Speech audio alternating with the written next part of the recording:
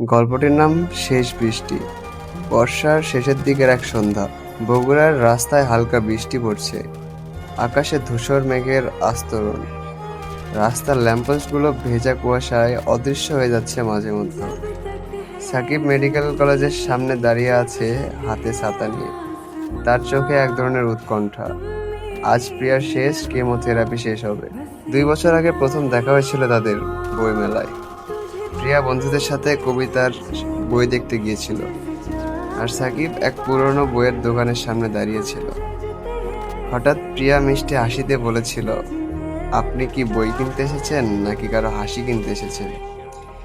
সেই এক লাইনে সাকিবের মন হারিয়ে দিয়েছিল সে। এরপর শুরু হয় গল্প। কফি শপে এক কাপ চা ভাগ করে খাওয়া, বৃষ্টির দিনে রিকশায় চুপচাপ বসে থাকা, বিশ্ববিদ্যালয়ের মাঠে সন্ধ্যার আলোতে গল্প, সব ছিল রঙিন।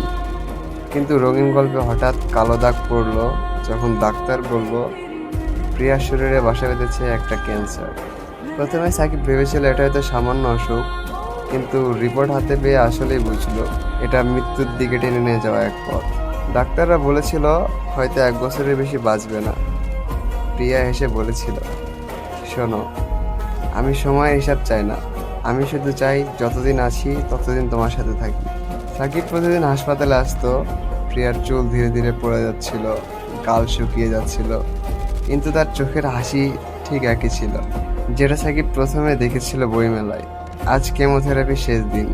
প্রিয়া বেরিয়ে এলো হাসপাতালের দরজা দিয়ে, হাতটা সাকিবের হাতে রেখে বলল, জানো, হয়তো আমি আর পরের বর্ষার বৃষ্টি দেখতে পাবো না, কিন্তু যদি বৃষ্টি নামে তুমি একবার আমার জন্য হাত বাড়িয়ে দিও, যেন আমি জানি আমি এখনো তোমার সাথে ভিজছি।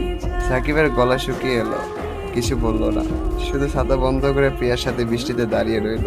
প্রিয়া চুপচাপ চোখ বুঝে সাকিবের কাঁধে মাথা রেখে দাঁড়িয়েছিল।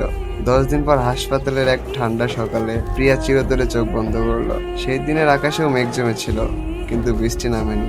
তারপরের প্রথম বর্ষার দিনে সাকিব রাস্তায় দাঁড়িয়ে ছাতা ছাড়া বৃষ্টিতে ভিজছিল। মনে হচ্ছিল প্রিয়া ঠিক তার কাঁধে মাথা রেখে হাসছে, যেন সে কখনোই চলে যায়নি।